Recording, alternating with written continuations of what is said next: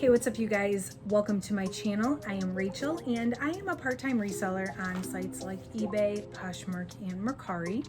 Today I'm going to give you an update on an unboxing I did about 3 months ago.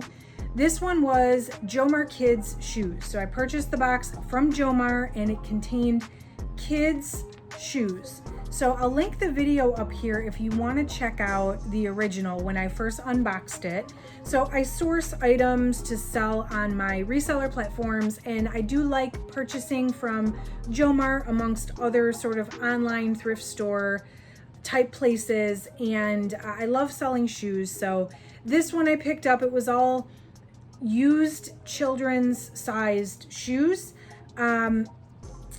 I ended up, go ahead and watch the original video, but I ended up pulling out 13 of the pairs of shoes in this box to list. My original cost on this box, including the shipping and everything, was $69.94.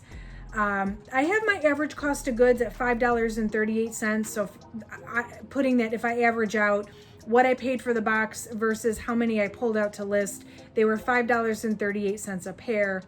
However, after trying to clean and inspecting these shoes, I only ended up listing 8 pair of shoes out of this box. If you stick around till the end, I'll tell you which ones I didn't list and why. But I've sold 6 pair of shoes out of here out of the 8 I listed. I still have 2 pairs left. By the way, if you like videos like this, please consider subscribing. Every time I order online sourcing for my store, my online stores, I unbox here on YouTube.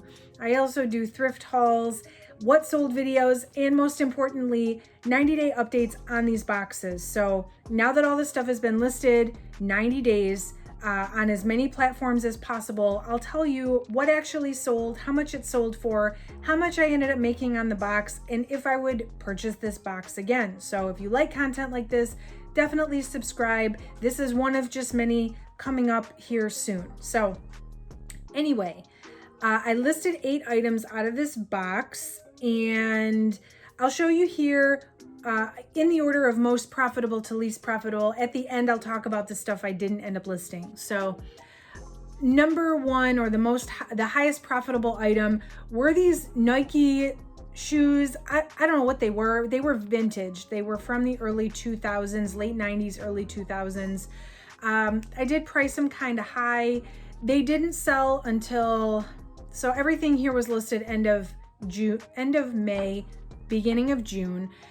These actually didn't sell until mid-September, so they were technically over the 90-day mark, but they were sold before I made this video, so I'm going to go ahead and count them in.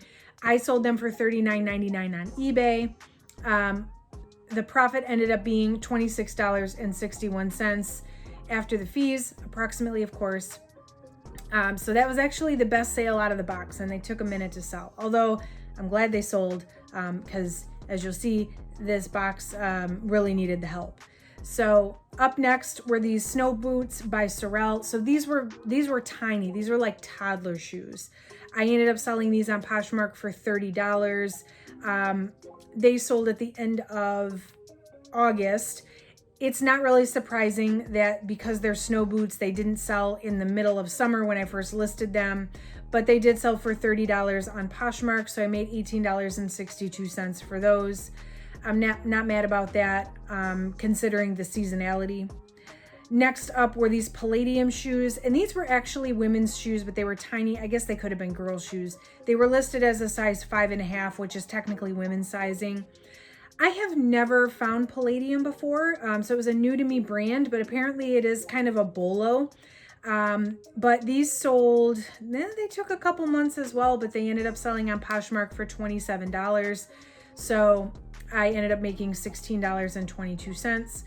I can tell you those last 2, they were coming up on their 90 days. I was ready to just get rid of them. So not surprised that I let them go for a little less than I probably could have got for them, but I also needed to make room for more inventory at that point. Next up again were these were not even kids shoes. They were women's, a women's size 8. So they were Nikes. They were the free 5.0 H2O Repel. These sold on Mercari. They weren't in the best shape. Actually, I think if I remember correctly, I had to wash these. So I accepted a $19 offer and I made $9.82. I had these Nike high top sneakers. These were a size 6 youth. They were kind of beat up. They needed a significant amount of cleaning. So I ended up selling these for $25 on Poshmark, but they were in my free shipping phase. So I only ended up making $7.17 on that sale. And these ballet flats from Crew Cuts, which actually were one of the first things to sell on Kitizen. I love Kitizen. I sell a lot of Crew Cuts on Kitizen. They sold pretty quickly within the first 3 days, but they only sold for $10. That's okay. I didn't really think they were worth more than $10, so I'm not even mad. I was happy to recoup my money. I did make $2.62 on that sale. That's it. That's everything that sold from the box. Couple things I still have listed that may or may not sell, may or may not help this box. I don't know at this point. I have these Chuck Taylors. They're junior size 3. No attention, no likes, no offers. They're just sitting here. I don't know why. I do really good with little kids Converse. I do really good with adult Converse. For whatever reason, the junior size Converse do not sell for me. I don't know if I should be listing them differently. Let me know if you have any tips for selling juniors Converse in the comments. Whenever I've got them in the past, and including these, they no attention, they just sit. So let me know if you know the secret to selling junior size Converse. Otherwise, they'll just be hanging out in my closet for the time being. And then these Jordans. Oh my gosh, these Jordans. These Jordans have sold twice on eBay. I had to do unpaid item cases both times because the buyer ended up making an offer that I accepted and then not paying, which doesn't happen to me super often. It happened twice with the same pair of shoes. Then I sold them on Poshmark and the buyer asked to cancel that order as well. So I'm super frustrated with these shoes.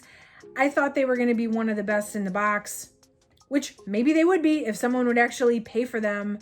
I don't know what the deal is. I just relisted them for the 4th time and they're still sitting here. So anybody want some Jordans?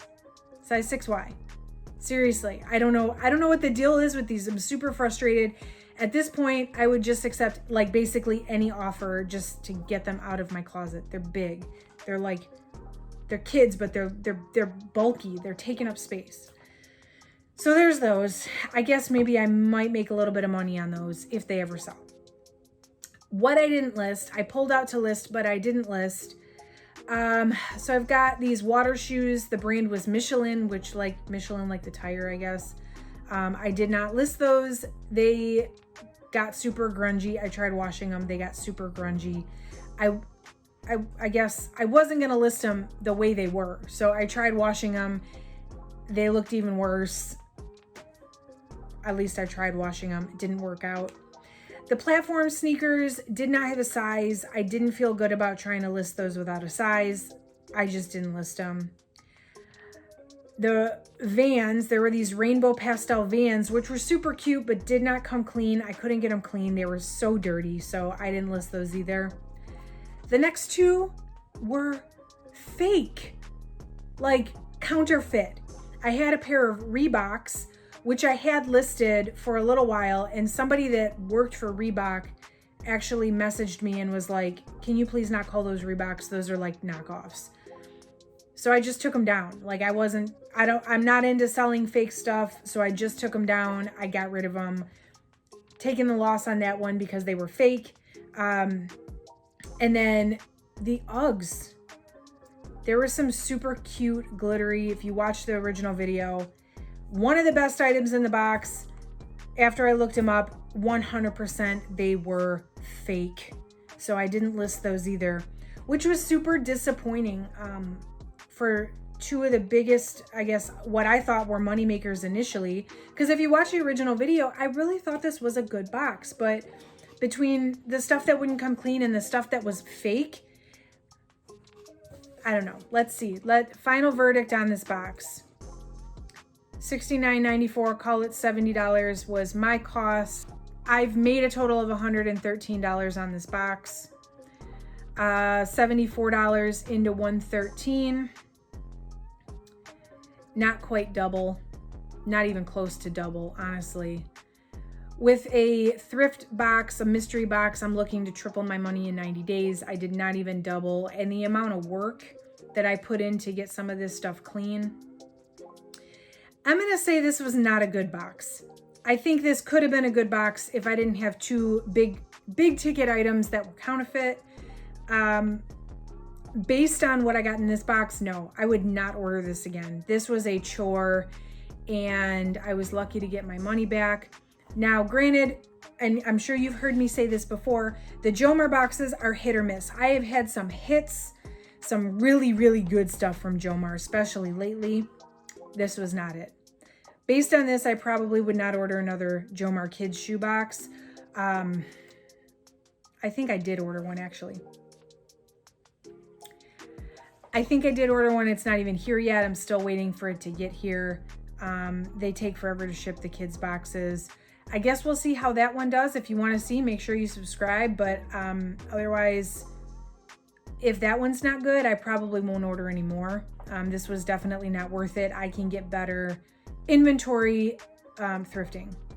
Let me know what you guys think. I'm interested to hear if you've ordered a kid's shoebox from Jomar and if it's been any better for you. Let me know in the comments. Otherwise, that is it for today's video. I hope you enjoyed this update, and I will catch you in the next one.